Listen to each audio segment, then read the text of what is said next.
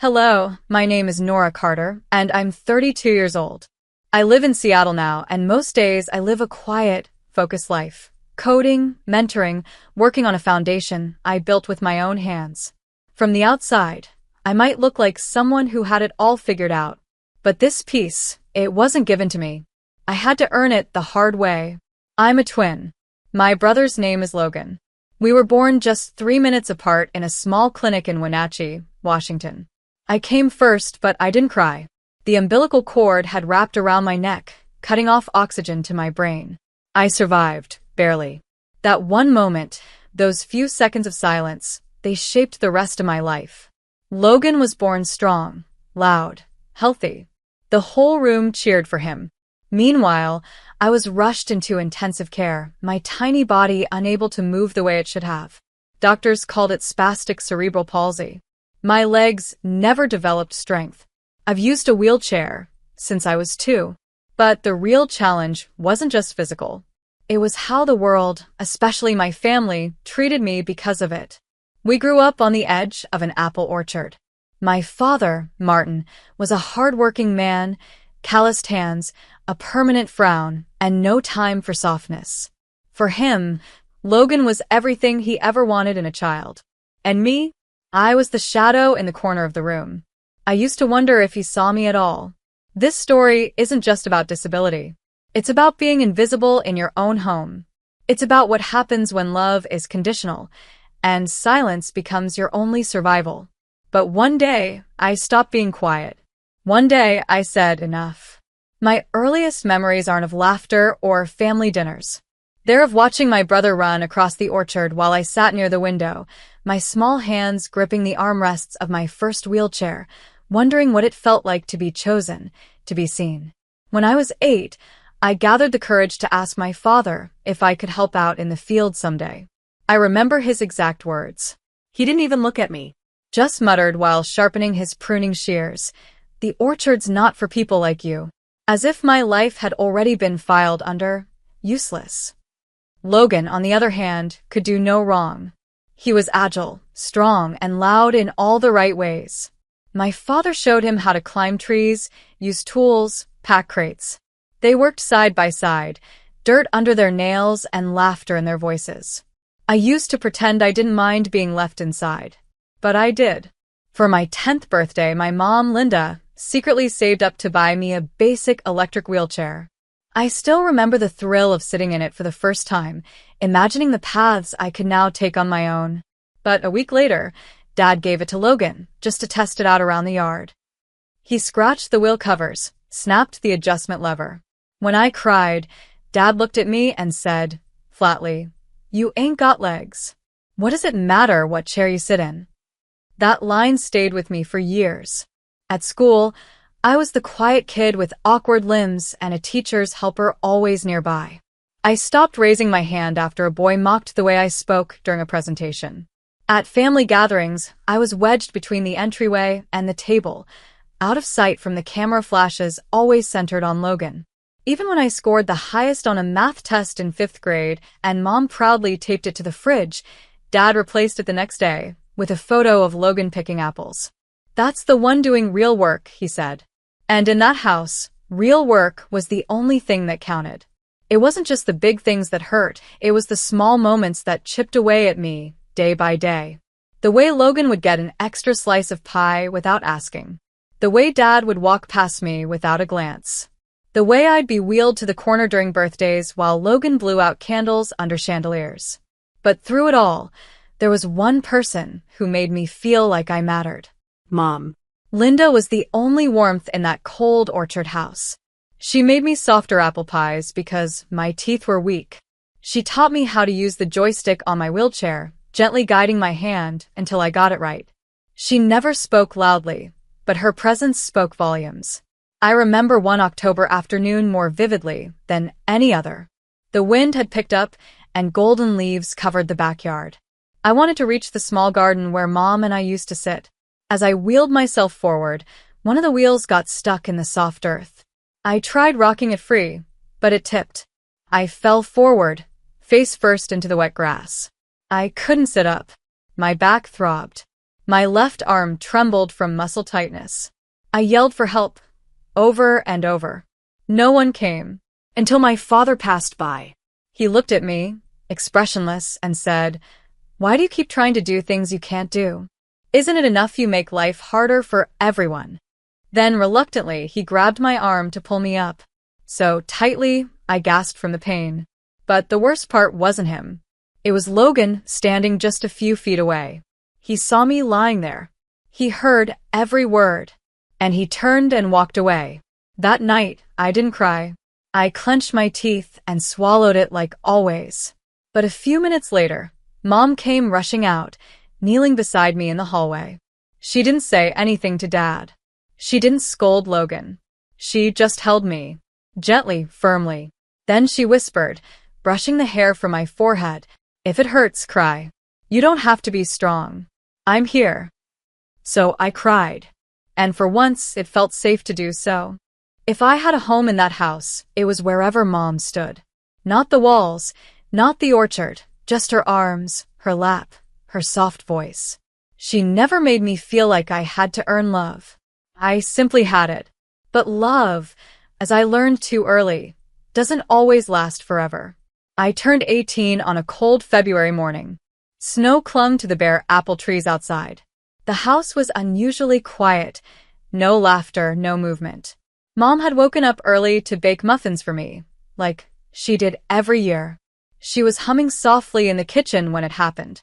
A stroke. She collapsed before she could even call out for help. By the time Dad found her, the tray of muffins was still warm. She was already gone. They said it was sudden, peaceful, that she didn't suffer. But we did. And for me, the silence she left behind was unbearable. Her funeral was simple. No one asked if I wanted to say anything. No one rolled my chair forward to the front row. I sat alone in the back, staring at the casket, knowing it held everything that had ever made me feel like I belonged. After she died, the house changed overnight. Dad barely spoke. Logan barely looked at me. The fireplace never lit again. The kitchen felt hollow, without the smell of apples and cinnamon. Mom's room was locked the day after the funeral, never opened again. But 3 days before her death, she'd left something for me. A small tin box on top of the bookshelf, wrapped in tissue paper, tied with green twine. Inside, a pale gray scarf, hand-knitted, and a note in her rounded handwriting. "No matter what anyone else thinks, you still deserve to be here." I read that note 100 times in the weeks after she passed. Each time, it felt like she was beside me again, her hand on my shoulder. 6 weeks later, I left that house. I told Dad I was moving out. He didn't ask where. He just nodded once, like he was relieved. I took only 3 things with me: the electric wheelchair Mom gave me, 1 small suitcase, and the scarf in the tin box. And that was enough. I didn't have a plan. Just a will to survive, and my mother's words echoing in my chest. I left the orchard house behind, wheeled down a sidewalk still crusted with snow, and caught the bus heading out of Wenatchee. I thought I'd figure it out as I went, but I didn't make it far. 2 towns over, my wheelchair battery died near a gas station. I sat there under a flickering streetlight, cold and unsure what to do next, when a familiar voice called out, "Nora?" It was Uncle Peter, my mom's cousin. I hadn't seen him in years. A gentle man with weathered hands and kind eyes. His wife, Aunt Nancy, was with him. They were driving home from a late dinner. When they saw me sitting alone in the dark, wrapped in my scarf, their faces fell. They didn't ask questions. They didn't make me explain. They just loaded my chair into their SUV and took me home. That night, I was given a warm meal, a soft bed, and something I hadn't felt in a long time: safety. Peter and Nancy lived in a quiet neighborhood just outside Spokane. Their home was wide and welcoming, filled with photos and soft music and the smell of vanilla candles. And they had a son, Sam Allen. He was my age, tall, quiet, and studying software development at the local university. He greeted me with a simple nod and didn't treat me like I was fragile. Just there. Like anyone else. The next morning, over breakfast, Uncle Peter said, "You're welcome here as long as you need. No rush." No pressure. Aunt Nancy smiled and added, but if you want to stay long-term, we can help you get enrolled in classes. You're smart, Nora. You just need the right place to grow. I said yes before I could overthink it. And just like that, a new chapter began. I enrolled in an online tech boot camp for students with disabilities. I started learning the language of code, the first language that didn't judge how I moved or sounded. I had no idea where it would lead, but I knew I was finally moving forward. My fingers trembled the first time I typed "Hello World." Not from fear, but from possibility. Code didn't care how fast I moved. It didn't laugh at how I spoke or hesitate when I rolled into a room. It just responded, true or false, success or error, without judgment. I studied day and night, determined to turn this chance into a future. Sam started sitting beside me during study sessions. He had a calm energy, always ready to answer a question, but never making me feel like I owed him for it. We grew close, not in loud ways, but in steady, quiet rhythms. He never called me inspiring. He just called me Nora.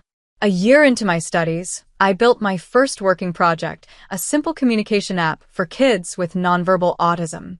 The idea came from a boy in our neighborhood who loved drawing but struggled to speak. I watched his eyes light up when he tapped a picture of an apple and the app said, "Apple," out loud. That moment broke something open inside me. I wasn't just learning to code. I was learning to create meaning for someone else. Sam watched me grow with a kind of pride he never voiced out loud, but I saw it in the way he made extra coffee during late nights and stayed up debugging with me even when he didn't have to. 3 years later, we launched our first startup together. It was a small platform focused on tech-based therapy tools for children with developmental challenges. We pitched to dozens of investors. Most said no. One said yes. By our third year, our software was in over 30 treatment centers nationwide. We'd helped hundreds of kids communicate and made enough revenue to cover our costs and keep going. Still, I never forgot where I came from. Every fall, I'd send a small check to my father, just enough to cover the basics of the harvest season. Not out of guilt, not out of hope, just to remind him I existed. Logan never reached out, and I never asked why. But I did wonder sometimes if they saw the news segment when our platform was featured on TV, with my name beneath it and the revenue numbers scrolling across the screen. Turns out they did. And that's when everything changed. It was a quiet Tuesday evening when my phone rang, a number I hadn't seen flash on my screen in years. Dad. For a moment, I thought it was a mistake. But then it rang again. And again. I answered on the third ring, placed the phone on speaker, and braced myself. His voice was the same, dry, measured, like he was reading off a grocery list. "Logan's getting married," he said. "Her family's helping them buy a house. We're short. Need a little extra to close the deal." He paused. "It's $200,000. I didn't respond right away. My hands froze over my keyboard. "You're doing well, Nora," he added. "Saw that video someone sent. All those centers using your thing. I figured helping your brother once isn't too much to ask." A small fire flickered behind my ribs, not quite anger. Something colder. "Do you even know what I do?" I asked softly. "Yeah," he said. "Apps. Kids. Therapy. All that." He spoke like it meant nothing. I ended the call without arguing. And later that night, against every instinct in my body, I made the transfer. $200,000. With one note, "Wishing you both happiness." 3 days later, I received an envelope in the mail, the wedding invitation. Formal, embossed, with my name printed neatly. For a second, I allowed myself to hope.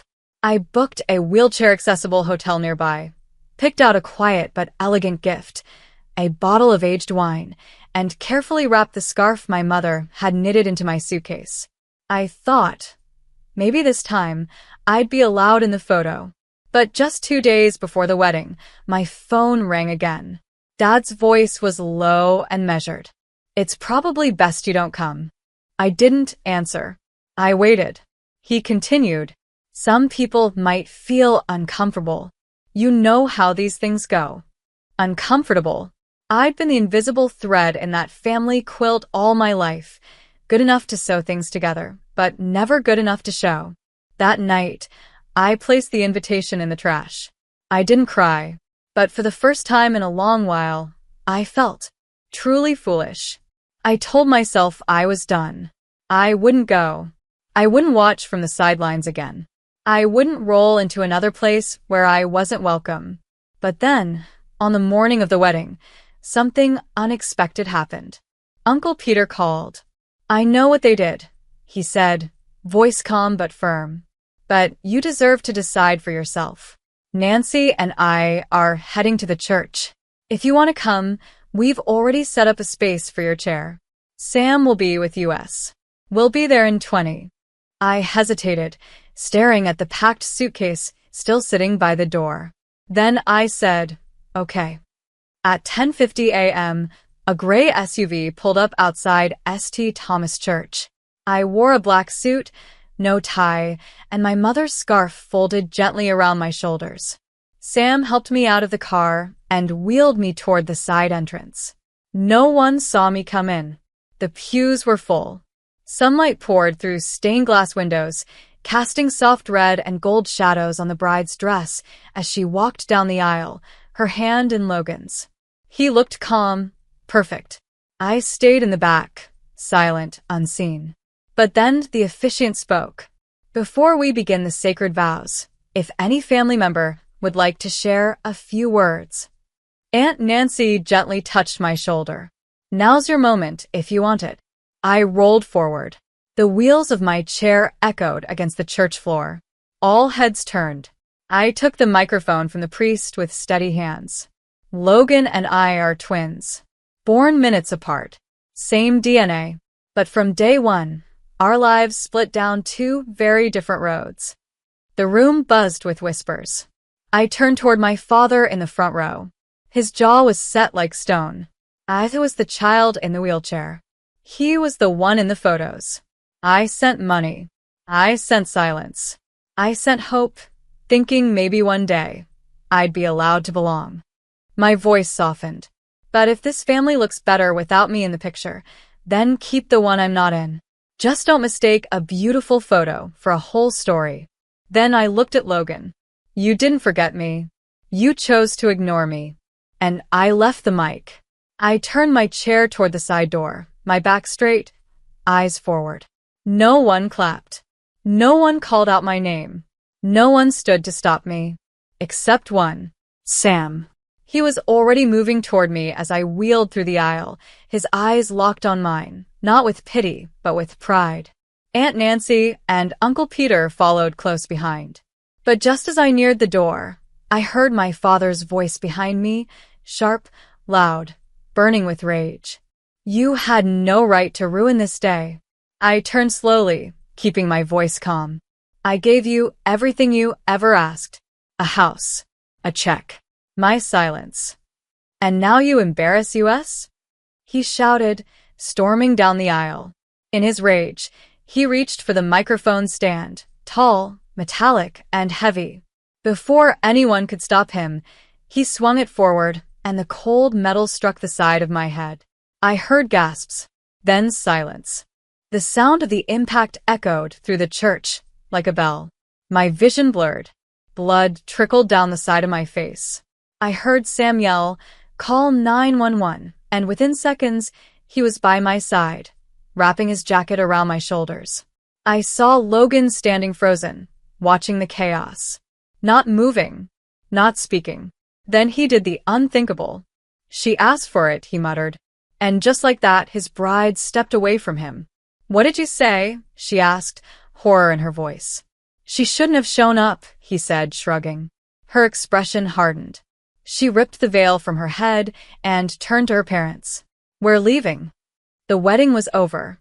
Meanwhile, the police arrived within minutes, and Sam gave a full statement. So did several guests. Martin, my father, was arrested on the spot for assault with a deadly object. As officers escorted him away, another officer turned to Logan, who was still trying to justify everything to the bride's family. You encouraged the attack? The officer asked. Logan didn't deny it. He was arrested too. Right there in the church where they planned to start a new life, two men who once ignored me were finally seen for what they were. And I, bleeding but unbroken, rolled into the ambulance with Sam beside me. The hospital lights were harsh, but I barely noticed. Sam sat beside me the whole night, holding my hand as the doctors cleaned the gash on my head and ran their scans. I had a mild concussion and a few stitches, but the damage was nothing compared to what had already been done to my heart over the years. This time, I wasn't going to stay silent. The next morning, still in a hospital gown, I gave a full police report. Sam helped me draft my official statement. Aunt Nancy and Uncle Peter stood behind me like a wall of unwavering support. A week later, with the help of a lawyer Sam found through a disability rights group, I filed charges.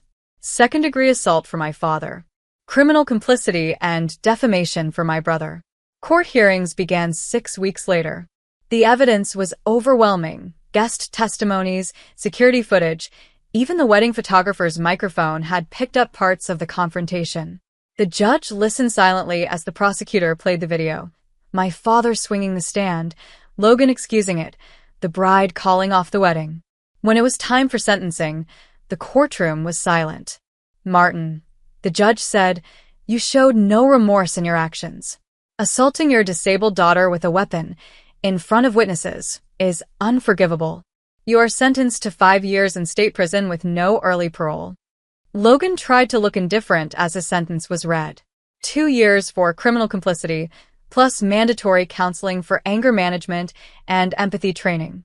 Neither looked at me as they were led away in cuffs. But I didn't need them to. Because I wasn't there for their regret. I was there for my closure. After the trial, life didn't just go back to normal. It became something better.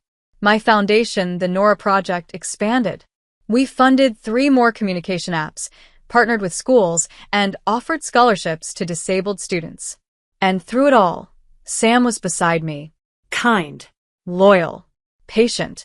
One spring morning, under the same tree where we first tested my app with that little boy, he proposed. And I said yes. We had a small wedding. No orchards. No chandeliers. No speeches from people who didn't really know us. Just soft music, real smiles, and people who had stood by me when I had nothing. Uncle Peter walked me down the aisle. Aunt Nancy wept quietly in the front row, holding Sam's baby picture in her hand like a quiet blessing. And Sam, my Sam, looked at me like I was the only person in the world who mattered. And for the first time, I believed it. We moved into a 1-story house in West Seattle, fully accessible, filled with warm lights and bookshelves. The tin box with my mother's scarf sat on our mantel, beside a framed photo of her holding me as a baby. Every morning, I touched it, a silent promise to carry her strength forward. The foundation thrived. We hired a full team. I spoke at conferences. I mentored young girls in wheelchairs who once thought they'd never be seen. And 9 months after our wedding, on a rainy autumn morning, I gave birth to our daughter. We named her Grace, because that's what she was. As I held her against my chest in the hospital room, I felt the world quiet. The years of being ignored, the cold rooms, the wounds that never fully faded, they didn't vanish. But they softened. Grace had Sam's eyes. She had my hands. And she would grow up never having to wonder if she belonged. Sometimes I still think about my father and Logan, both still serving their sentences. I wonder if they regret anything, if they ever speak my name. But I don't wait for their apologies anymore. Because I've learned something that took me decades to understand. Family isn't made from blood or shared DNA. It's made from presence, from protection, from love that doesn't come with conditions. And now, when I look at my daughter, I don't feel fear. I feel peace. Because she'll never have to earn her place in this world. She'll grow up in a house where softness is strength, and silence is never mistaken for love. And as for me, I'm finally home. If this story touched your heart, if you've ever felt left out, unheard, or unseen, know that you are not alone. We all deserve a place where we are valued, respected, and loved. not for what we can give, but simply for who we are. If you believe in building that kind of world, please like this video, leave a comment sharing your thoughts or experiences, and subscribe for more powerful stories like this one. Your support helps us continue telling stories that matter. Thank you for watching, and I'll see you in the next chapter.